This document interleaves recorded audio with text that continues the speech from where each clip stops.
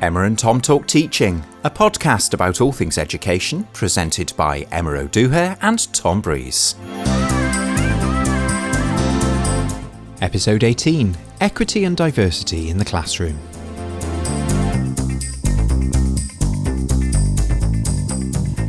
Hello, welcome back to another episode of Emma and Tom Talk Teaching. And we've got a bit of a unique episode for you listeners out there today. It's something that we have done format-wise in the past. Tom, tell our listeners what they're going to hear. Yes, this is going to be a bit of an insight into the student-teacher experience as well as anything else in this. A little while ago, we had an online equity and diversity conference for our student teachers. We weren't able to get the rooms on campus, so we broadcasted them live all day on YouTube. And right at the end of the day, after the student teachers had had lots of really interesting talks and been able to watch loads of videos, and they'd had the opportunity to post their questions in an online form, we came into this very studio with a panel of experts, and we took the opportunity to answer the questions that the student teachers had about all things equity and diversity. And so we thought we'd bring you the soundtrack of that discussion exactly as it went out. In the studio with me was a really nice little crowd of people. Yeah, you had Dean Pymble from Show Racism the Red Card. We had a school colleague, Marc Lewis from Plasmawr School in Cardiff. And we also had one of our colleagues, Marc Williams, who is Programme Leader for PGCE Secondary History. So we're going to give you the discussion now. Sitting next to me in the studio, sadly, was not Emma, but one of my other lovely colleagues, Lisa Fenn, whose voice you'll hear asking some of the questions. Let's have a listen to that panel discussion now. Good afternoon. I'm joined by three panellists this afternoon, which will all introduce themselves in turn. On my left, I have Dean from Show Racism the Red Card. Anything more you'd like to say about yourself, Dean? No, just welcome. And I'm Dean from Show Racism Red Card. I'm the campaign manager for Wales. And welcome. Thank you. And next to Dean, we have Marc. I'm Marc Lewis. I'm Head of Drama and Media Studies at Ysgol Plasmawr, also responsible for equalities across the school. So, prynawn da, diolch am ddod. Diane, thank you. And last but not least, we have our colleague, Marc Williams, whose presentation you watched earlier. Marc, if you'd like to present yourself live now. Hello, thank you. Yes, so my name is Marc Williams. I teach on the secondary PGCE course here, and my particular interest is looking at inclusion for LGBTQ plus students within the school, and that's the focus of my educational doctorate at the moment. Thank you, Lisa. Thank you all three. We're going to get straight down to business now with some of the questions we've had. We hope we can cover a representative sample of the sort of things you've been asking. They have been interesting questions. We're looking for a spread. In some cases, we've combined questions so that we can broaden the scope a little bit. We certainly hope that if you've asked us something, you feel we've at least had a go at answering it. We'll also be taking some of the questions and distributing some written responses after the conference has finished. So hold on tight for that. Before we look at any really detailed issues, I think one of the really interesting things that came out in several of the questions actually was some nervousness, hardly surprising. I mean, Kate, remember early on, talked about the need to be brave with some of this, and there was an obvious nervousness that came through in some of the questions. And I mean, Lisa, this was coming out in terms of asking, is it okay to ask people? Is it okay to ask them about their religion, their culture, why they do what they do, you know, why they say what they say, what their life is like? People are worried about that. Absolutely they are. And we've got our expert panellists that will address those issues for you now. This is an open, safe space for you, for you to share and confer. We were asked, Dean, if perhaps I could raise this question with you. What about the term gypsy? Some of the students were unclear about the information that was shared earlier. Could you just talk a little bit more maybe about terms and how appropriate it is and whether, we should ask how you would like to be referred to?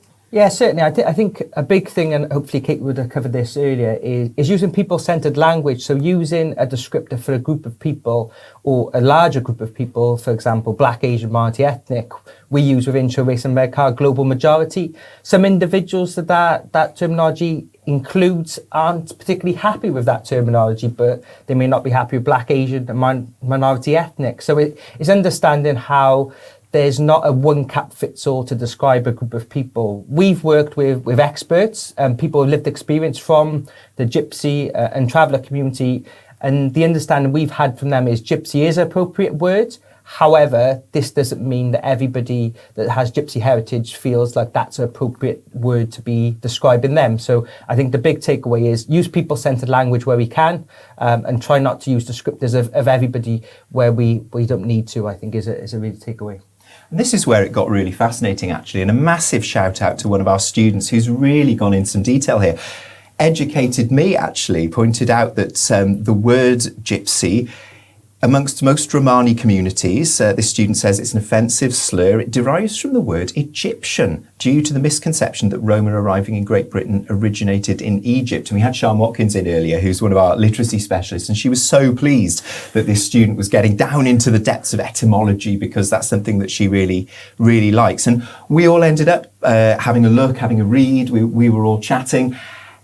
It sounds like it's a little bit of a grey area, but as you say, you've worked with people from those communities. Some of them are okay with it, some of them are not. And it brings us back to this question, doesn't it? Ask. Yeah, if in doubt, ask. Yeah, definitely. That's a very much takeaway. If you don't know something or you don't know how somebody wants to be described, ask that question. And I'm being open, and if you have made a mistake, owning the mistake and say, I do apologise. I'll make sure that, my language is better next time, I think is really important, because we're going to make mistakes and we shouldn't be afraid to make mistakes and just broach over or disregard kind of the conversation or speaking to an individual just because of that being scared or being frightened of it. I think that's interesting as well if we think about the word queer, because that's a word that perhaps a younger generation than mine might be quite happy with using and describing themselves as, but it has quite a negative connotation, I suppose, for people of my generation, because it was a word we were talking earlier that was actually thrown at people as an insult. So I think it's, as you said, it's thinking about the words that we're actually using and checking that the person is comfortable in listening to that word and hearing that word and taking your lead from them. I think as long as you're coming from a place that's positive, your intentions are positive, you're unlikely to offend someone. And there's a process, isn't it, where different communities try to reclaim words that have previously been used against them. Exactly. And then things start to evolve, don't they? And then you can get into some quite difficult conversations about, actually, I was using that because I'm reclaiming it. Yeah. But again, reactions can vary. Definitely. And when we look at terminology and language, we look at population, power and history of the words, and that's kind of a good way of understanding how terminology is changing and evolving over time as well. I think we have lots of pupil agency groups in school, and one piece of work that we have done is around trans identities within the school. And the one thing that the trans pupils that we have come back to all the time is just ask us. If you're unsure what our pronouns are, ask us. If you're unsure how we identify, ask us. It's fine to ask us. In fact, they'd rather that you asked than you just sort of took it for granted. Or assume something. Yeah, absolutely. I think that's quite difficult, isn't it, for people who are new into the profession, but it's having that confidence to actually do that and have the conversation with students and with pupils. Yeah. Well, it's how you professionally ask that question, isn't it? Yeah, exactly. If you're curious and polite, as you say, you don't mind entering into a conversation and discussing things, but if you're going to, point the finger and be discriminate, then obviously, that's not appropriate. So much of it comes down to relationship, doesn't it? Your relationship with the pupils. Absolutely. And that's what teaching is all about. Yes. Yeah. Let's move on to a specific question that a student asked. Now, this was in the context of the student himself being gay and being given some advice, which I think many people give student teachers actually very early on when they're inexperienced, which is be careful how much you talk about yourself. Be a blank canvas. If the pupils ask you questions about your life, your home life or your relationships or whatever, tell them it's nosy and shut them down. And we all know about students, pupils loving to take our lessons off the rails, don't we? But that was a piece of advice that this particular student was given. Okay, so far, so kind of fair enough, I guess, on some levels. But then the student goes on to say, but my mentor talks about his wife in class all the time. So then you've got a double standard at play there. And also to kind of point out that the student says, there are assumptions in the school that I am in a heterosexual relationship, and then they ask me questions about my weekend and you know what I did yesterday evening, and I know they're assuming that, and then I feel incredibly awkward answering the question. So how do we approach some advice for that student teacher? I mean, in the context of that student teacher, it was about heteronormativity, but I guess this is a broader question, isn't it, generally? What advice would we have for that student teacher? It's complicated, isn't it? Certainly is. I think you need to think about how comfortable you feel within this situation. I mean, you touched on heteronormativity there, and it certainly is this idea that, yes, it's perfectly okay to talk about your partner of the opposite sex and so on during lessons, during school time and so on, but it's a little bit more tricky if you want to talk about a partner of the same sex. Well, again, if you don't, you're sending out quite a negative message to pupils who perhaps are identifying as LGBTQ+, or actually pupils who aren't. Because in a sense, you want to be that positive role model. And I think most of us come into education to try to make sure that the next generation has a better experience than we have. But when you're on your teaching placement, it can be quite difficult to be that person who stands up and actually talks in the staff room about your same-sex partner, or that person who makes that stand. So it's one of those occasions when you, I suppose, would choose your battles. You'd think about the ethos of the school, and you'd know then very quickly the kind of school that you would like to be working in. Dr. Adam Brett, in one of his publications, talks about going into a staff room and feeling quite uncomfortable when people are talking about, as we said here, what he did on the weekend with his girlfriend and so on. And then he talks about going into a very different environment, and there straight away they ask about his partner. And there's a tremendous feeling of comfort there, of acceptance, I suppose, and of recognition that every person is very different and every person has a different life experience. I think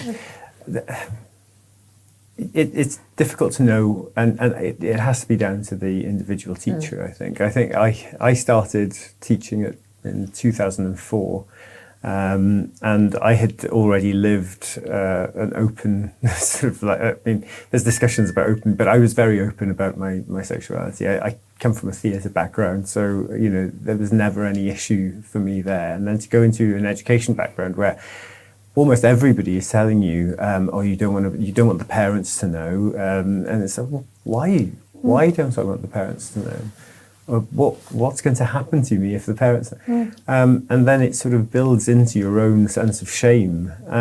But I think we have to be careful that our sense of shame doesn't feed a sense of shame in the pupils in front of us.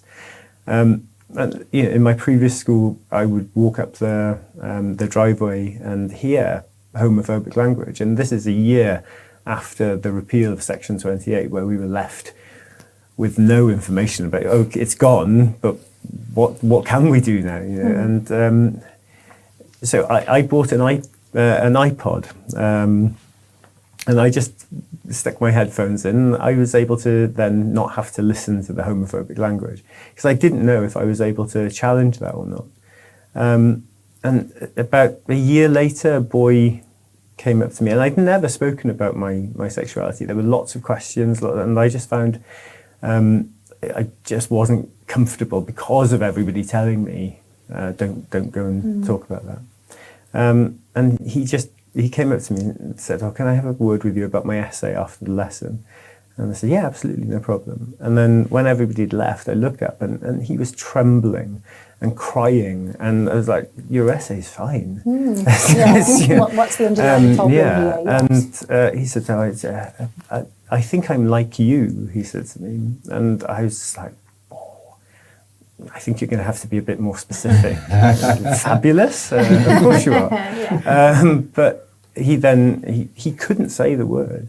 And I just thought, actually, in my privileged position, with the authority that comes with being a staff member, I've let him down by ignoring everything that's going on and not challenging it and not asking the school to challenge it. So I got rid of my iPod, yes, and I started working on making sure that school was a far more inclusive place, and I just unapologetically just started referring to my partner, my husband, and yeah, in the staff room as well. You know, people go, "Oh, have you got a girlfriend?" Just like, no. Yeah. And go, "Oh, who are you with then?" "Oh, that was my partner." And I've got nothing to be ashamed of, and I've got so many.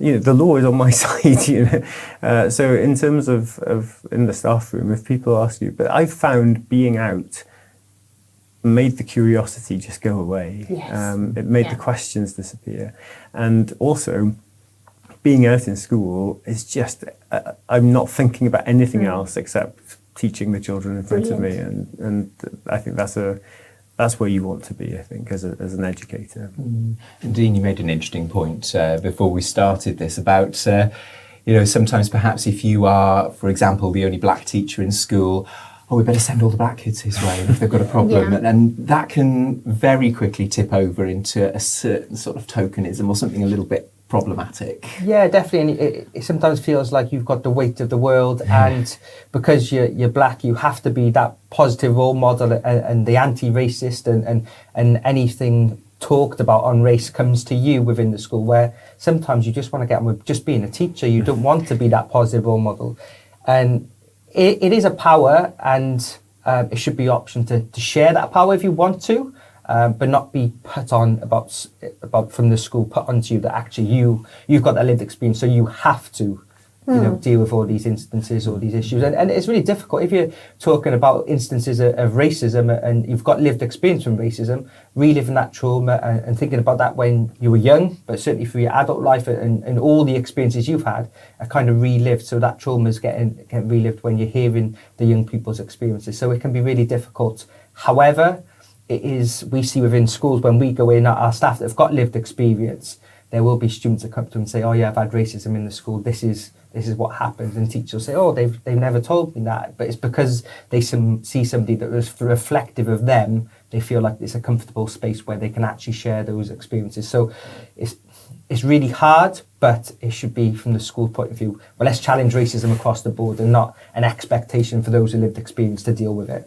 Yeah, so it can be powerful to be the blank canvas, or sometimes it's right for you to be the blank canvas. It can be powerful or right for you to be open. I guess the problem that this particular question had was that there was a double standard at play. I think it's interesting as well that you don't really want to be the person who seems to be the only person who has this personal crusade that you're leading. It should be something that's coming from the entire school. So you want shared a school responsibility. Exactly. Absolutely. Yeah, you want the school to be fighting against prejudice. You want them to be making sure that there is tolerance within the school and equality.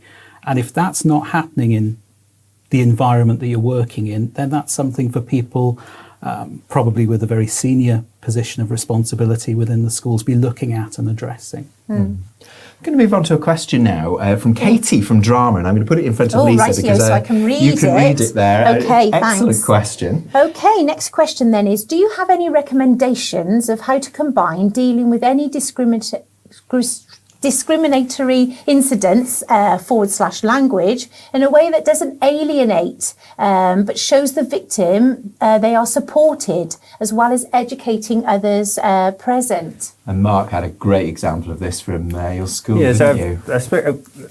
I call them pupil agency groups because I think you can have a voice, but nothing is done about it. So I think the agency that comes with being a member of one of the equalities groups in Plasmawr is really central to the membership, and that's why they all come to those groups. And one group is Digon, which means enough, and that's the LGBT group that we have. And we have Balch, which is an anti-racist group, and we have Newid Fem, which is the feminist and anti-sexism group. And all sixth form members of those groups have mentoring by our school counsellor in active listening, and they have a day's training with her.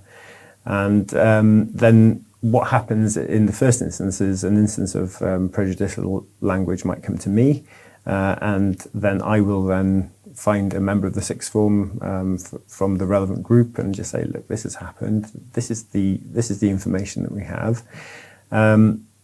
I find out about the pupil and I say they're a really good hockey player. Okay, so open with that, and then they go and sit with the perpetrator, and they have a chat about language, about sort of how language has power and history, and then they basically have that as a point of education.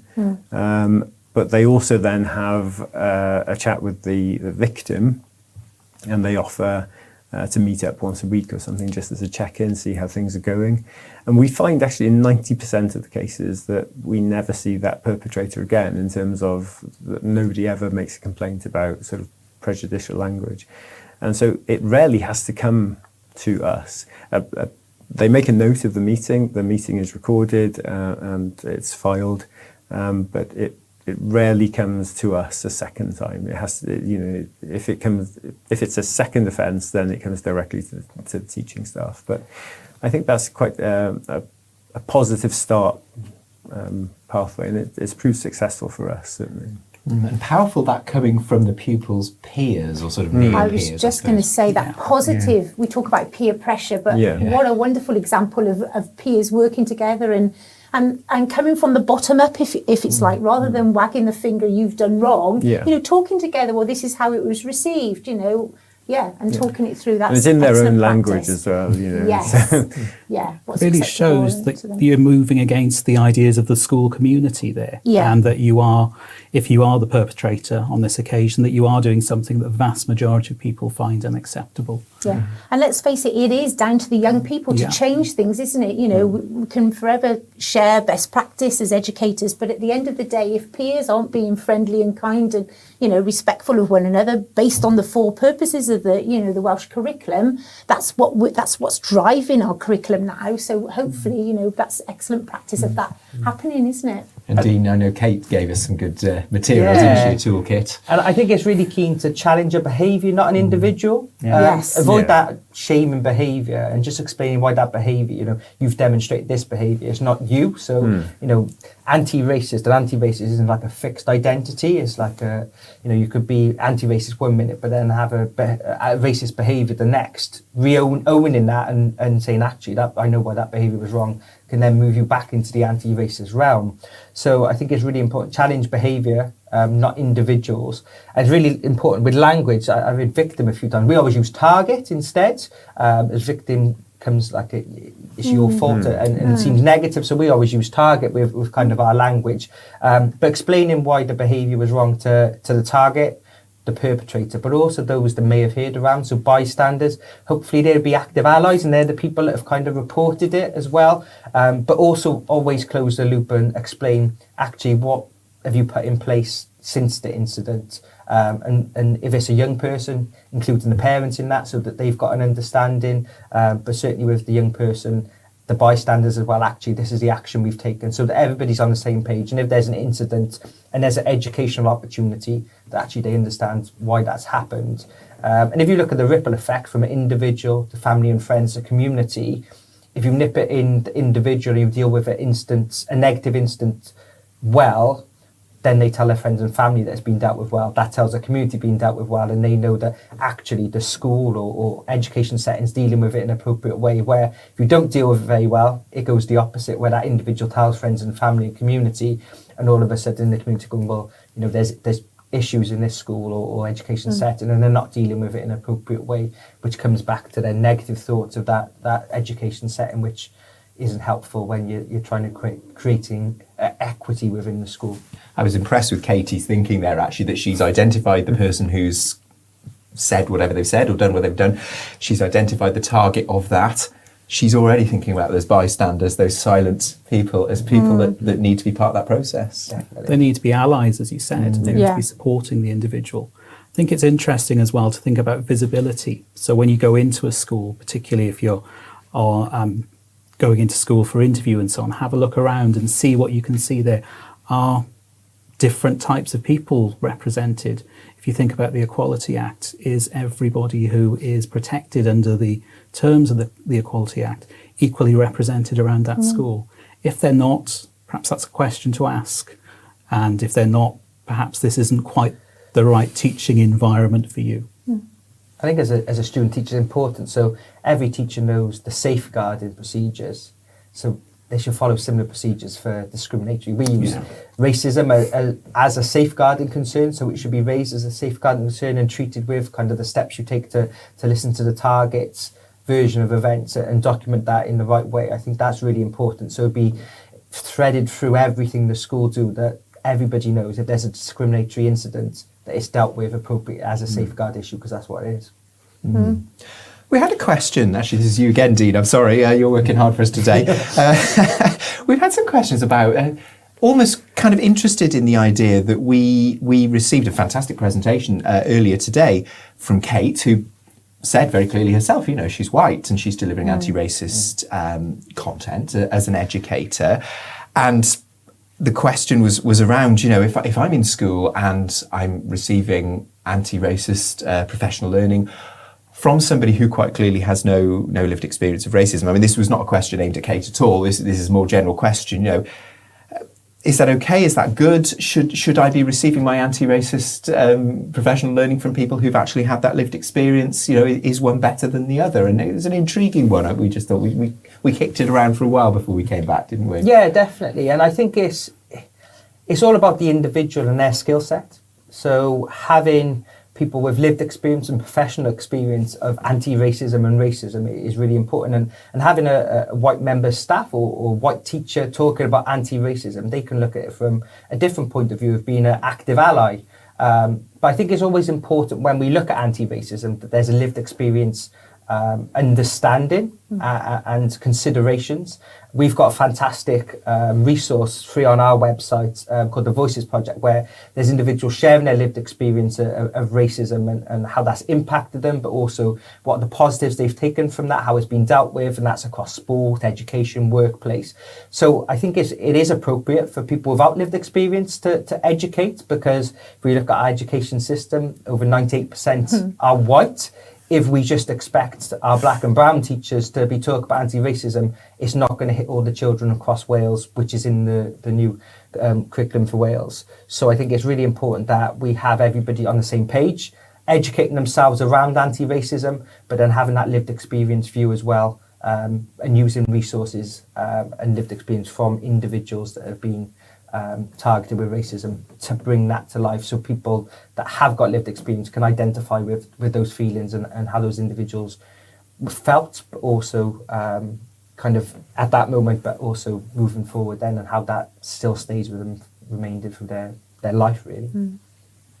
Yeah, and I remember, Mark, you were talking about the fact that your classroom sometimes was expected to become what was it you said? It's okay to be gay. Oh yes, it was. Yeah, would you put these posters up so that people can see that it's okay to be gay in your room? In my room? And you think, well, actually, no, that should be going in every classroom around the school. Yeah. This is a message that we should all be giving out. Yes. And I'd have to say, I would definitely want the best teacher to be delivering LGBTQ plus sessions, and lived experience would be really important. They can use loads of examples that they could bring in there, but I would want the person who would really capture the interest of the children to actually stand there and deliver. On a practical question from some students that we had, they were asking variations of the question, okay, I might be creating this inclusive community in my classroom, I might be being, an ally to all sorts of groups and all the rest of it.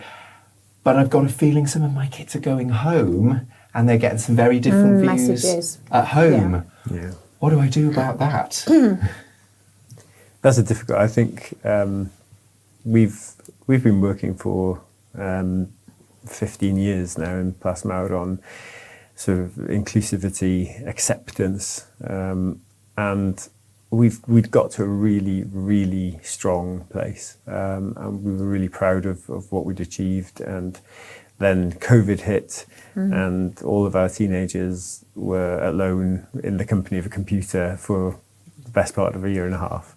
And I've seen a vast difference in pupils coming back to school and pupils entering school with a sense of freedom of speech, freedom of thought, and absolutely, I'm not telling people what to think or I'm just trying to unpick behaviour.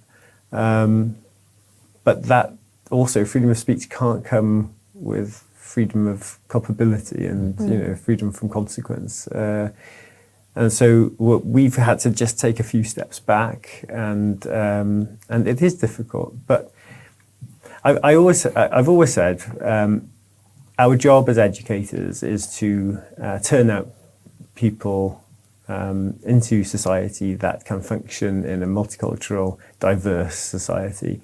And if we are turning out, and if pupils are leaving us with really closed-minded attitudes and in some cases bigoted attitudes, then I think we failed. And so I think no matter what the message from home is, we have an ethos, and the ethos of the school should be clear to the parents. And we make it absolutely clear. We have a little... I don't know what the word is in English. We have a little sort of a verse, and we read it at the end of every assembly, what it means to belong to Ysgol Plasmawr. And so that includes, we don't discriminate based on race, religion, sex, gender, sexuality, and that's read every morning in assembly. And that's on all of our paperwork. And so in terms of, if a parent doesn't sharing like the message that wider, message, then yeah. There are 20 other schools they could choose from. Yeah. I think it's important for the young people, and certainly for our workshops, we try and create critical thinking skills so they can evaluate, actually, that's one part of the argument, or one side, if it is an argument. This is the other point of view. Where do I sit between that, and where morally, or where's my information coming from? So we always say, even if you think a certain way, let's see the other side, and then create those critical thinking skills. It is difficult with parents because they spend a huge amount of time with parents, and during COVID we saw this even more so, that young people were hearing opinions of adults, and language come out their mouth when you unpick and say, oh, well, actually, what do you mean by that? They couldn't actually explain because it was something they had heard. So I think it's really important to get the parents on board is keen. Can you do workshops? But also, if there are some behaviours which are troubling, actually having those difficult conversations with parents in school. But it's really important you've got your senior leadership team backing you up on those conversations, and they're part of those. As a student teacher or a new teacher, I think it's really important, what do the senior leadership team think?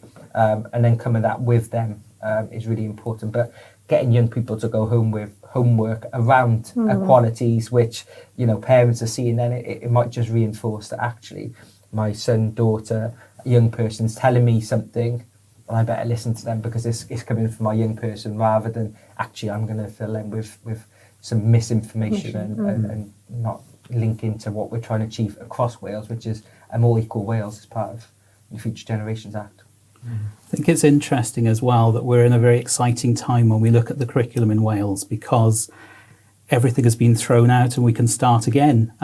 We are trying to create or support these ethically informed citizens and create this feeling of community or conniving. So teaching isn't an easy job, but it's an incredibly rewarding one. So, you take small steps, but as you said, it's that kind of ripple effect. You keep drip feeding this information to our youngsters, and then that will pass on to their friends, their family, and so on. And then you can start, hopefully, to see a community change. But it's, as you say, the whole school team working together, it's all staff on board, isn't it? And dedicating staff meetings to this very important topic, going back to when we had a head teacher from a local school, on a slightly different note, religion, they didn't want their child taking part in some religious things. And in the end, the head teacher just had the parents in and said, well, let's talk about it. What's your understanding of this? And their understanding was totally out of kilter, kind of thing. They said, well, this is what we'll be teaching. And it was, oh, well, yeah, go on then, go ahead. So it's educating everybody in a way that is fit for the school, sending out that information, in assemblies, on letter headings, but, and working with children, reaching out to parents if we can, but, in extreme cases, maybe just inviting parents in and say, getting children to sit together and have a discussion. Definitely. Yeah, an open and honest discussion. I think community is key, because Schools aren't just they're open 9 till 3, or earlier, some schools, but certainly, they're a hub for the community. So Yes. how can you bring community in with that family engagement, but also who can invite in from the community to support the messaging you're getting out to the young people, and push that with the parents? And is that sports clubs, is there similar messages being chucked around within the extracurricular activities? I think that's really key. It's a whole community approach to it. Yeah. We had a question. I'm going to broaden the question slightly because it was slightly specific, but it was a question that really kind of jumped out as being almost a sort of cry of frustration from somebody who clearly has lived experience of being discriminated against for a protective characteristic. And the gist of the question was, how are we to support our pupils who may be experiencing discrimination for protected characteristics when we're being discriminated against ourselves? Bit like you referred to earlier, Dean, wasn't it, really? Yeah, Mark, apologies, sorry. I think, as in discrimination happens and targets are not are indiscriminate, I suppose. And I was a few years ago in a Tesco where somebody from a different school in the city just decided to call my name and call me the F word. And then everything started slowing around me, and everybody was discussing how awful it was, but nobody was offering me any kind of support in that situation. So luckily my deputy head lives next door to me, and I just went and spoke to her, and I asked, what do we do? For advice. Yeah, because there were some pupils from my school with so they'd have heard it, yes. and that would have been talked about in school. And she said, well, there's only one thing we can do. So on my behalf, the school registered it as a hate crime. And I think that this is, I go back to what I said earlier, you are protected in law. And if you can confidently report that as a hate crime, nothing might happen. But, in this case, the police did go and knock on the child's door. I had the choice of what I wanted to happen, so I chose just to get a little letter saying sorry. And we don't want to criminalise children, surely, but it's you can make a stand and say, I refuse to be a victim, I suppose, in that respect. But I can't stop you from. I personally can't stop you from saying these things in that moment, but I can make you think about the effect that it's had. Yeah. But I think if you can confidently stand there and stand up for yourself, then you're showing actually, these things might happen, but there are systems in place that will support you. I think a big thing is following that policy procedure of the school. There should be complaints policy, there should be a whistleblowing policy, discrimination policy, and if you're not getting the support or kind of how you think being treated fair and equally, that you go above the local authority. It is very difficult reporting it because again you're reliving that discrimination and reliving some of that trauma. But I think it's really important if we can do everything we can as an individual to stand up for ourselves. And those pupils around us, I think it's really key that we actually do that. So if you can for those policies, whistleblowing, goes to governors, and then if that, again, the chair governors doesn't deal with that in an appropriate manner, then it's escalating to directors of education, local authorities, and that is kind of the stance you need to do and follow procedure, because once you follow procedure, if you're jumping over certain parts of that procedure is where it can become difficult and you're getting pushed down and it feels like nothing's being done then. So try and follow it as much as you can and hopefully you get a positive outcome at the very end. And coming off the back of that, it's probably important to say to all of our student teachers actually that we do have support in place for you. If you feel you're being discriminated against, here in the university, in the Equalities and Safeguarding Group, we do have a package of support available for you. So if this is actually referring to real situations that have happened while you've been on the programme, please do get in touch with us. Also, this mention of this being enshrined in law, you are protected in law if you have a protected characteristic. It's important to kind of flip this around, that we as teachers have a professional duty to uphold the Equalities Act 2010. And therefore, it's probably quite important that we all, and you watching, actually familiarise yourself with what's in the Equalities Act 2010. Kate earlier did a very good job of demystifying some of the terms that are contained in there, but there's plenty of guidance out there online which will help you to understand what is protected, what is illegal, what is covered by the Act. Here in Wales, because that's a law that's come from Westminster, here in Wales, we actually have loftier aspirations than that. You know, anti-racist Wales by 2030 is not part of the Equalities Act. It's going further than the Equalities Act. And so those are two things that we really do need to bear in mind. We're just about to wrap up because we're very nearly at the end of our slot, but I just wanted to kind of draw the threads of all the discussions we've had together and just get a couple of words from each of you really on this, which is that particularly as new members of the profession, as everybody is who's watching, this can feel very daunting. There are so many issues, there are so many challenges. We can feel quite powerless if we're not a head teacher or if we're not a director of education or a politician. But what's been coming a lot from you and also from some of our guests earlier was that actually it's the people on the ground, it's the newly qualified teachers in a classroom, everyday one-on-one relationships with the pupils. Actually, the solutions are not necessarily big, lofty policy things all the time. And a lot of the time, it's that one-on-one. So that might be a nice way to just wrap us up, if anyone's got any closing thoughts on that.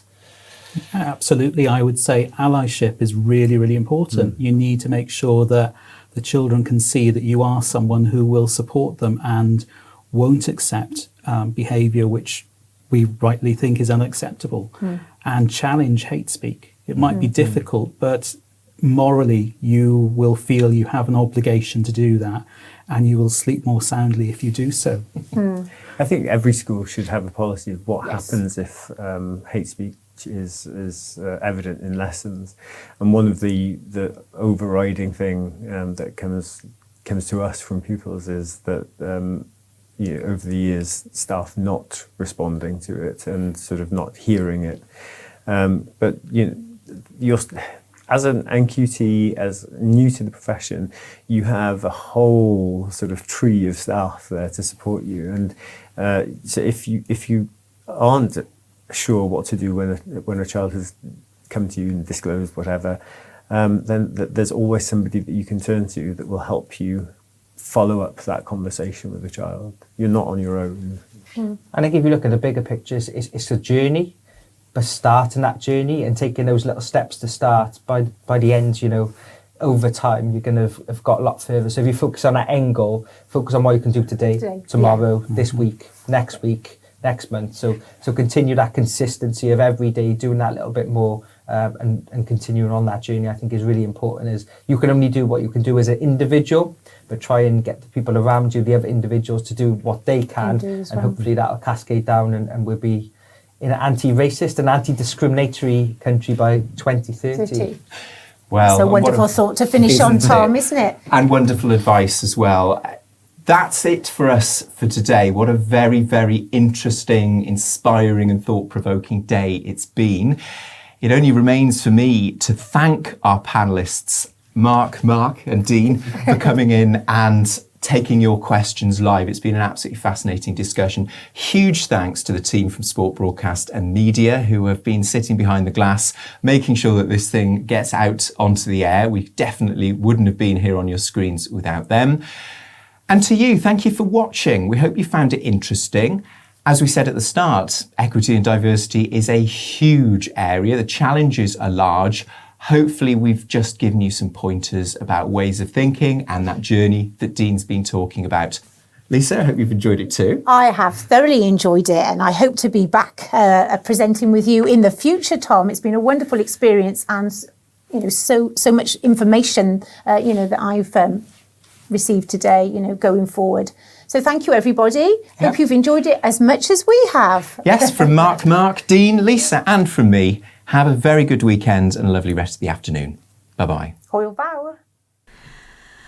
Okay, so much that we could potentially dig into if we had the luxury of time in this episode, but that 45-minute discussion has hopefully given you some interesting things to try in your practice, definitely some interesting things to go and have a look at, to consider, to discuss with colleagues. And so we're going to break from tradition and ditch the short slots this time, Tom. Yeah, there's plenty in there for people to dig into, I think. Just before we go then, a massive thanks to our guests, Dean Pymble and both the Marcs, as well as my colleague Lisa Fenn. It was also lovely to hear such great questions from the students, I've got to say. Brilliant questions from the student teachers that afternoon after a long day. Yeah, great questions. I totally agree. So hopefully you found that to be quite interesting, and hopefully you'll join us for another episode in 2 weeks' time.